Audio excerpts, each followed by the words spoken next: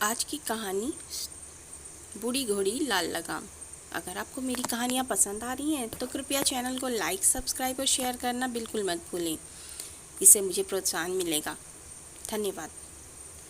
शर्म और लज्जा स्त्री का गहना है, पर समय के साथ साथ लज्जा का स्वरूप मॉडर्न होता चला गया।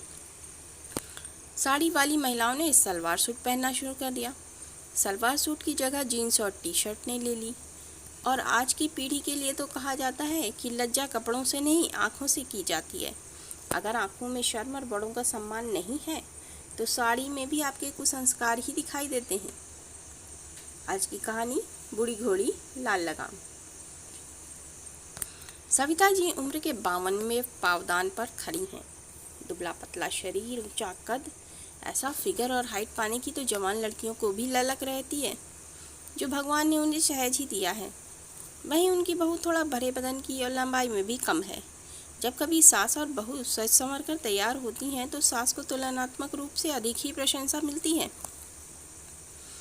ये बात कहीं न कहीं बहू को कचोट भी जाती है।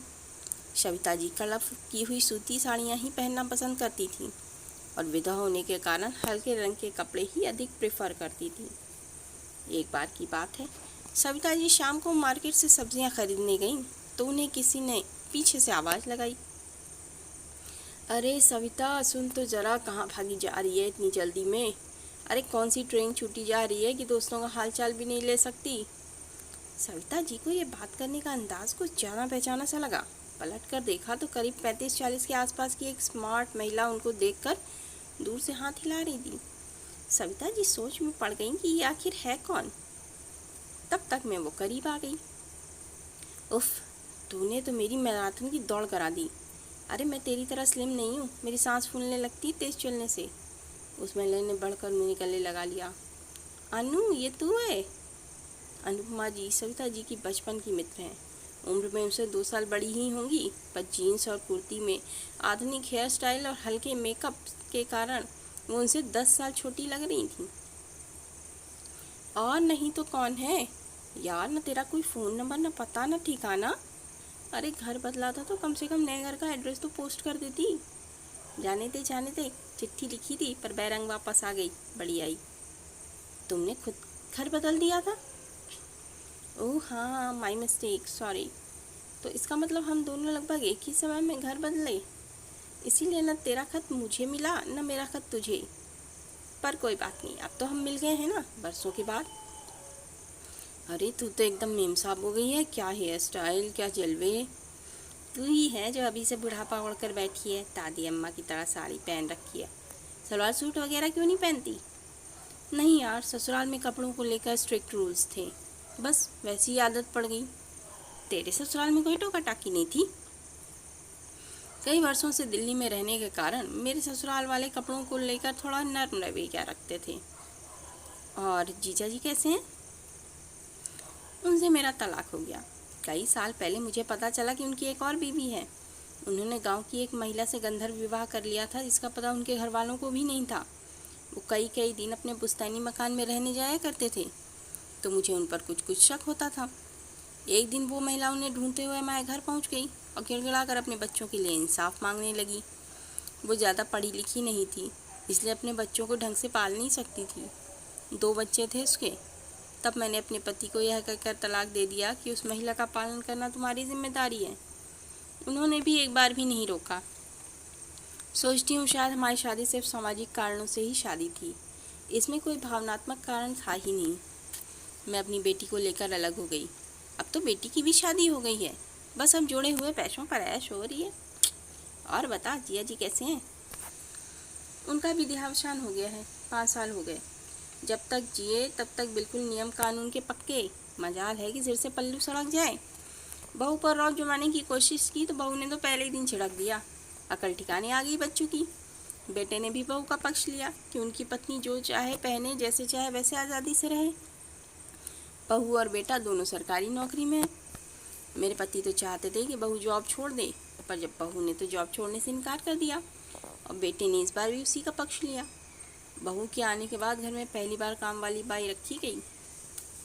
ये तो तेरे बेटे ने बहुत सही किया। अच्छा चल, मैंने यहीं पास में किराए पर एक फ्लैट लिया है। मैं शहर शहर घूम रही हूँ और यूट्यूब का एक चैनल भी चला रही हूँ। जहाँ जाती हूँ वहाँ की फुल वीडियो अपलोड करती हूँ। तो चल घर बैठकर बातें करते हैं। सविता जी और उपमा जी दोनों ने चाय की चुस्कियों के साथ बचपन से लेकर जवानी और फिर बुढ़ापे तक का सफ़र तय किया। जब सविता जी घर पहुंची तो पाया कि बहू का पारा एकदम हाई है। माँ जी, आपको आज सब्जी लाने में इतनी देर क्यों लगी?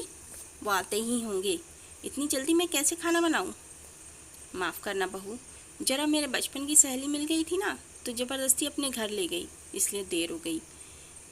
ला, मैं भी तेरे साथ काम करा लूँ, खाना जल्दी पक जाएगा। उम्र हो गई पर लड़कपन नहीं किया। सहेली मिल गई थी। बहू मुंह बिचकाकर बड़बड़ाती हुई चली गई। अगले दिन उपमा जी का फ़ोन आया और वो सविता जी से बोली कि मैं शहर घूमने जा रही हूँ, तू भी मेरे साथ चला कर, दोनों मिलकर पुरानी यादें ताज़ा करेंगे। सविता जी भी अपनी उस बोरिंग ज़िंदगी से थक चुकी थी। सोचा कुछ दिनों का मनोरंजन रहेगा, जब तक अनुपमा यहाँ है थोड़ा घुमा फिरा जाए। वो तैयार होकर जाने लगी तो बहू ने टोका, माँ जी कहाँ जा रही हैं? बहू, मैं अनुपमा के साथ शहर घूमने जा रही हूँ। वो कुछ दिनों के लिए इसी शहर में रुकी है ना, सोचा थोड़ा पुरानी यादें ताज़ा कर लें। सविता जी ने देखा कि बहू ने बड़े भेद भरी नज़र से बेटे की तरफ देखा। बेटे ने कुछ नहीं कहा, बस सिर झुकाकर नाश्ता करने लगा। कुछ नाश्ता तो कर लीजिए माँ जी। नहीं नहीं, भूख नहीं है, सविता बस आती ही होगी, यहाँ गली में उसकी कार नहीं आ सकती ना, इसलिए मैं चौराहे पर जा रही हूँ, मुझे वो वहीं पिक कर लेगी। सविता जी जल्दी से बाहर निकल गई। पूरा दिन वो लोग शहर में जगह जगह घूमते रहे। सविता जी 20 वर्षों से यहाँ रह रही हैं, पर आज तक उन्होंने घर की चारदीवारी के बाहर सिर्फ मंदिर ही देखे हैं। न मॉल, न कोई अम्यूज़मेंट पार्क गई हैं, न कुंभ के अलावा कोई मेला ही देखा होगा। उनके पति बहुत ही सख्त और पर्दा पसंद व्यक्ति थे। पत्नी का तेज आवाज़ में बोलना, हंसना, सिनेमा देखना, मटर गश्ती करना तो उन्हें मंजूर ही नहीं था। उनकी नज़र में ये सब भले घर की औरतों के लक्षण नहीं थे। आज अनुपमा जी के साथ तो जैसे सविता जी की जवानी के दिन वापस लौट आए। वो इस समय तक अपनी इसी ज़िंदगी में रच बस गई थी और भूल गई थी कि वो खिलखिलाकर हंसना भी जानती हैं। अरे कॉलेज में उनकी उन्मत्त हंसी के कितने युवा फैन फिदा थे। सुबी, ये देख सलवार सूट कितना सुंदर है ना। शॉपिंग करते हुए अनुपमा जी ने एक सलवार सूट दिखाया। हाँ यार, है तो ये बड़ा सुंदर, तुझे पसंद है ना? हाँ, मुझे तो अच्छा लगा। बस अनुपमा जी ने वो तुरंत पैक करवा लिया। शाम को जब वो सविता जी को छोड़ने उनके घर के नज़दीकी चौराहे पर पहुंची तो वो पैकेट उन्हें थमा दिया। ये ले, कल से सलवार सूट पहनकर चलना।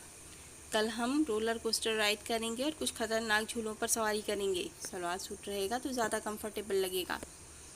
पर मुझे सलवार सूट पहने वर्षों बीत गए, मैं इसे पहनकर अजीब नहीं लगूंगी? ऐसा तुझे लगता है, बल्कि अजीब तो तू इस कलर की हुई साड़ी में लगती है। फिर ये सलवार सूट ही तो है, बहुत सी बुजुर्ग औरतें पहनती हैं। मैंने खुद तेरे लिए जीन्स और टी शर्ट नहीं खरीदी ताकि तुझे पहनने में ऑकवर्ड ना लगे। ये तो इंडियन ट्रेडिशनल ड्रेस है, रख ले, कल मिलते हैं। सविता जी ने भी सोचा कि बात तो सही है, सलवार सूट पहनने में क्या हर्ज है। अगले दिन जब वो सलवार सूट पर पहनकर तैयार हुई और थोड़ा सा चेहरे पर मेकअप कर लिया तो इससे उनका रूप बहुत ही निखर गया। जब वो बाहर आई तो दादी को देखकर पोते पोतियाँ हंसने लगे। अरे दादी को देखो, सलवार सूट में कैसी लग रही हैं। दादी तो मॉडर्न हो गई। दोनों दौड़ कर आए और दादी को गले लगाकर खुश हो गए। पर बहू की त्योरियाँ चढ़ गईं। उसने सिर झटका और बैग लेकर घर से बाहर चली गई। बेटा ऑफिस जा चुका था। बच्चों को नौकरानी के हवाले कर सविता जी भी बाहर चली गईं। शाम को सविता जी घर लौटी तो घर का माहौल शांत था, जैसे तूफान से पहले की शांति। बेटे बहू तैयार होकर किसी पार्टी में जाने की तैयारी में थे। माँ, अब ये बुढ़ापे में तुमने कौन सा शौक पा लिया है? बेटे ने गुस्से से कहा। अरे वो पड़ोसन हंस रही थी, कह रही थी बूढ़ी घोली लाल लगाम। देखो सलवार सूट मेकअप करके अपनी सहेली से मिलने जाती हैं या दोस्त से मिलने जाती हैं, किसी को क्या पता। पड़ोसन के बहाने बहू अपने दिल की बात कह रही है। ये तो सविता जी समझ ही गईं। माँ, उस औरत के इन्हीं लक्षणों के कारण तो उसके पति ने उसे छोड़ दिया, और तुम तो उससे कहीं महान और सम्माननीय जीवन जी रही हो। तुम्हें खुद को उससे कंपेयर नहीं करना चाहिए। प्रभु, ये क्या कह रहा है? किसी औरत का तलाक हो जाए तो क्या समाज में उसकी इज्जत नहीं रहती? वो तेरी माँ के बराबर है, कुछ तो सोच। मैं सोच समझ कर ही बोल रहा हूँ। मैं नहीं चाहता कि तुम उस औरत से ज़्यादा घुलो मिलो। अगर आज पिताजी होते तो तुम्हें ऐसे देखकर कितने शर्मिंदा होते।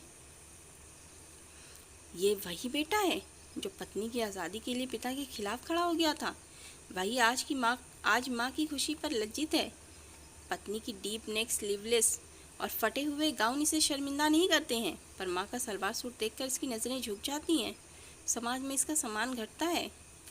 वो ये सब सोच ही रही थी कि दरवाजे पर 3 बार नॉक की आवाज़ से चौंक गई।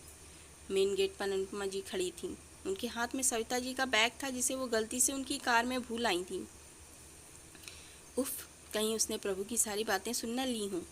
ये सोचकर सविता जी शर्मिंदा उठी। बेटे बहू में से किसी ने भी अनुपमा जी का अभिवादन नहीं किया। ये ले सविता, तू अपना बैग भूल गई थी। अच्छा, कल मिलेंगे, क्योंकि परसों मैं दूसरे शहर सैर करने चली जाऊंगी, इसलिए कल हम थोड़ी लॉन्ग ड्राइव पर चलेंगे। आंटी, कल तो मम्मी को डॉक्टर का अपॉइंटमेंट है, बहुत ज़रूरी है, इसलिए वो आ नहीं सकेंगी, बेटे ने कहा। नहीं, मैं ज़रूर आऊँगी। डॉक्टर कहाँ भागा जा रहा है? मेरी फ्रेंड चली गई तो पता नहीं हम दोबारा कब मिल सकें, या मिल सके भी या नहीं। गुड, तुझसे मुझे यही उम्मीद थी। अच्छा बच्चों, अब चलती हूँ। और हाँ, एक बात और कहना चाहती हूँ कि मेरे पति ने मुझे नहीं छोड़ा, बल्कि मैंने उसे तलाक दिया था। I just wanted to correct you. जाते जाते अचानक रुककर अनुपमा जी ने कहा, अनु, आई एम सॉरी। कोई बात नहीं हनी, मैं इतने वर्षों से ऐसे कटाक्ष सुनने की आदी हो चुकी हूँ, पर मुझे खुशी है कि तूने मेरे साथ घूमने का निर्णय लिया है। ऐसे दोस्त और रिश्तेदार जिन्हें मुझ पर भरोसा है, वही तो मेरी ज़िंदगी की खुशी का फ्यूल टैंक है। हमें भी खुश रहने का और अपने तरीके से जीने का उतना ही हक है जितना जवानों को। अगर बहू स्लीवलेस डीप नेक गाउन पहन सकती है तो सास का सलवार सूट पहनने में क्या बुराई है। अनुमा जी ने जाते जाते बहू पर कटाक्ष किया, जिस पर बहू भी तिल मिला गई।